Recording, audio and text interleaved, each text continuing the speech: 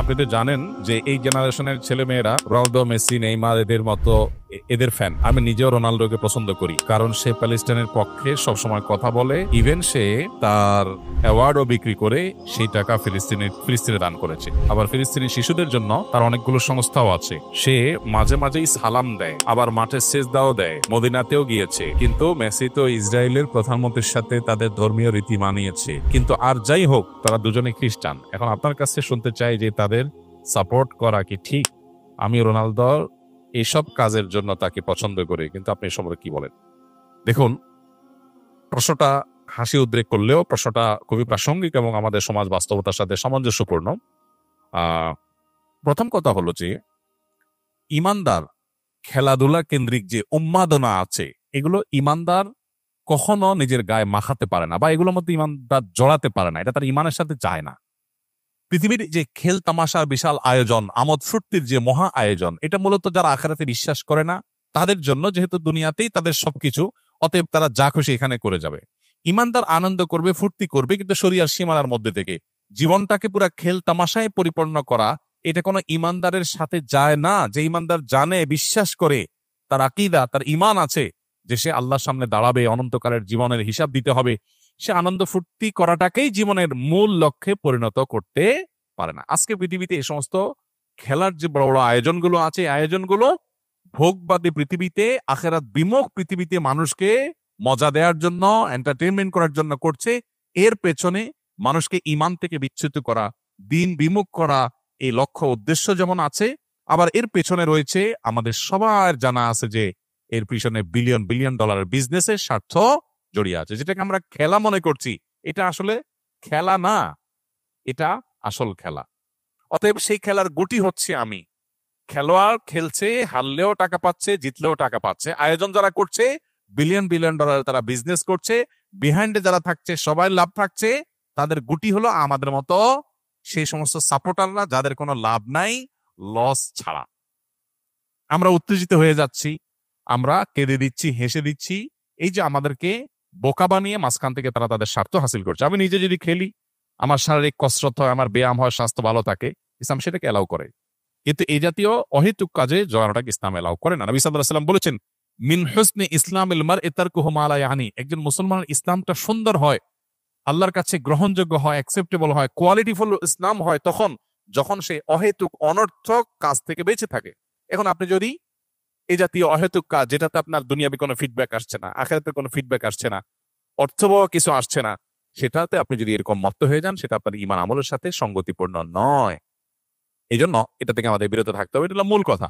এবার আসা যাক, খেলোয়াড়দের কোন খেলোয়াড় ইসলাম, মুসলমান, মুসলমানদের স্বার্থ, মাজলুমদের স্বার্থ তার মাধ্যমে রক্ষা হয়, সেই কারণে মুসলিম মাত্রেই তার প্রতি সিম্প্যাথি চলে আসবে।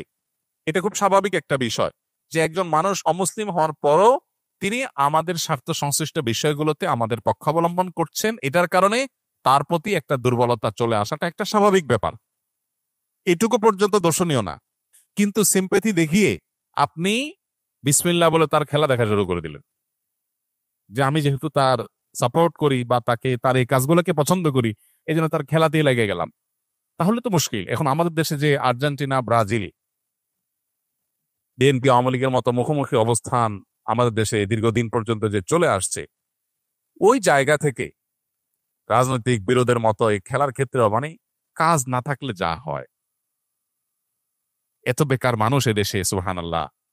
অবশ্য গোটা পৃথিবীতে উন্নত দেশগুলোতেও এই উন্মাদনা ওরা ছড়া যেতে পারছে। মানুষকে বোকা বানিয়ে তারা তাদের স্বার্থগুলো হাসিল করছে, এজেন্ডাগুলো বাস্তবায়ন করছে, মানুষ মোরাল দিকটাকে ধ্বংস করে দিচ্ছে। যাই হোক, তো এই যে ব্রাজিল আর্জেন্টিনার মতো পার্থক্য, আপনি হয়তো কোন একটা দেশের সাপোর্ট করেন, ব্রাজিলের সাপোর্ট করেন বা আর্জেন্টিনার সাপোর্ট করেন, তো যেই দলের সাপোর্ট করেন ওই দলে একটা মুসলমান খেলোয়াড় খুঁজে বাইর করছেন, অথবা একটু মুসলমানদের পক্ষে, ফিলিস্তিনের পক্ষে সাপোর্ট যেটা খুঁজে বাইর করে এবার এটা দিয়ে দলিল দিচ্ছেন, দেখো আমি এই জন্য এই দলের সাপোর্ট করি। এটা হলো আপনার নফসের পূজা। আপনি দলের ভক্তি জাহির করবেন, সেটার জন্য একটা ঢাল বানাইছেন। ইন্নামাল আমালু বিন্নিয়াত। আল্লাহ জানেন আপনি কেন এই ধান্দা করেছেন। এই জন্য এসব কিছুর ঊর্ধ্বে উঠে কোন একজন খেলোয়াড় তিনি ফিলিস্তিনিদের পক্ষে, মাজলুমদের পক্ষে, শিশুদের পক্ষে তিনি অবস্থান নিয়েছেন, জালেমদের বিরুদ্ধে অবস্থান নিয়েছেন, সেটাকে আমরা অ্যাপ্রিসিয়েট 100 বার করবো। এবং সেটার কারণে তার প্রতি আমাদের দুর্বলতা অবশ্যই আসবে। দুর্বলতা এসে আমি তার ভক্ত হওয়ার চাইতে তার জন্য দোয়া করবো, আল্লাহ তাকে যেন হেদায়েত দান করে। এটা হলো একজন ইমানদারের স্টেপ, একজন ইমানদারের প্রকৃত অর্থে পদক্ষেপ। অতএব এটুকু পর্যন্ত দোষের কিছু না। এর বাইরে যারা আল্লাহকে বিশ্বাস করে না, যারা জালিমদের পক্ষ অবলম্বন করে, সে যত বড় খেলোয়াড় হোক না কেন, তার পেছনে আমরা যেভাবে ছুটে চলেছি, এই যদি হয় আমাদের অবস্থা, তাহলে দাজ্জাল যখন আসবে, তার হাতে জীবন মৃত্যু থাকবে, ম্যাজিক থাকবে, রিজিক থাকবে, পৃথিবীর খাদ্য পানীয় সব তার কন্ট্রোলে থাকবে, তাহলে তার পেছনে হ্যামিলনের ভাসিয়ালার পেছনে ঘোরার মতো করে কি পরিমাণ আমরা তরুণরা দৌড়াবো, সেটা এই খেলোয়াড়দের পেছনে দৌড়ানো দেখে কিছুটা অনুমান করা যায়। একজন খেলোয়াড়ের পায়ের ভেলকি দেখে যদি আপনি তার ভক্ত হয়ে যান, তার আদর্শ, তার আইডিওলজি, তার ইমান কুফর সংশ্লিষ্ট বিষয়ে তার অবস্থান, তারপরে জুলুম এবং অত্যাচারীদের পক্ষে তার অবস্থানে সবকিছুকে ছাপিয়ে শুধু তার খেলার কারণে যদি আপনি তার ভক্ত হয়ে যান, তাহলে আপনার আদর্শ বলতে কিছু নাই। আপনি জাস্ট একজন আপনার নিজের প্রবৃত্তির পূজারী। আপনার আকল যদি থাকে, একজন খুনিদের পক্ষাবলম্বনকারী, জালিমদের পক্ষাবলম্বনকারী, অভিশপ্তদের পক্ষাবলম্বনকারী এবং অন্যায়ের পক্ষাবলম্বনকারী, শিরকে লিপ্ত, আপনার রবকে যে গালি দেয়, আপনার রবের প্রতি যার অবিশ্বাস আছে, তার খেলা দেখে আপনি পাগল হতে পারেন না। একজন লোক অনেক ভালো খেলোয়াড়, অনেক চমৎকার খেলে, অনেক ম্যাজিক্যাল আপনার তার স্টেপ পদক্ষেপ আছে, অনেক তার ভালো পারফরমেন্স আছে। এই লোকটা আপনার মাকে যদি কটু কথা বলে এবং বলে যে আপনার জন্মের ঠিক নাই, আপনার বাবা এই লোক না, আপনার মার চরিত্র খারাপ, অন্য কারোর কাছ থেকে এই সন্তান তিনি জন্ম দিয়ে এনেছেন, এই কথা যদি আপনার মা সম্পর্কে কেউ বলে, আপনার মায়ের ব্যাপারে যদি কারোর বিশ্বাস থাকে এরকম আপত্তিকর, সে যত বড় খেলোয়াড় হোক, আপনি যদি কুলাঙ্গার সন্তান না হয়ে থাকেন, তাহলে আপনি তার ভক্ত হতে পারেন না। আপনি যে রবের প্রতি ঈমান এনেছেন, সে রবের অস্তিত্ব, রবকে যে স্বীকৃতি দেয় না, বরং সে রব সম্পর্কে যে কটু কথা, কটু বিশ্বাস, ভুল বিশ্বাস, ভ্রান্ত বিশ্বাস রাখে, সে যত বড় খেলোয়াড় হোক, আমার আদর্শ তাকে আমার ভক্ত হতে দেয় না, বাধা দেয়। এটা আদর্শের ব্যাপার। আর যার কাছে ঈমান নামকেও আসতে আছে, মুসলমান নামকেও আসতে, সে আজকে এর পিছনে দৌড়াচ্ছে, কার কেউ পিছনে দৌড়াচ্ছে। এই যুবকই যদি বেঁচে থাকে আর দাজ্জাল পৃথিবীতে আসে, সবার আগে চোখ বন্ধ করে বলে দেওয়া যায়, এই শ্রেণীর যুবকরা দাজ্জালের পিছনে দৌড় দিয়ে চলে যাবে। কারণ দাজ্জাল হাতে আরো বেশি ম্যাজিক থাকবে, ফান হওয়ার মতো বহু আইটেম থাকবে। আমাদের অনেক তরুণরা কোরিয়ার আপনার কি বিটিএস, এই তরুণদের ফান হয়ে যাচ্ছে, অনেক ছেলেরা মেয়েরা। এর কারণ হলো তাদের মধ্যে ইমানি চেতনা নেই, আদর্শ নেই। তারা আদর্শ তাকে এই সমস্ত অন্যায় থেকে বিরত রাখবার কথা। আল্লাহ আমাদেরকে বোঝার তৌফিক দান করুন।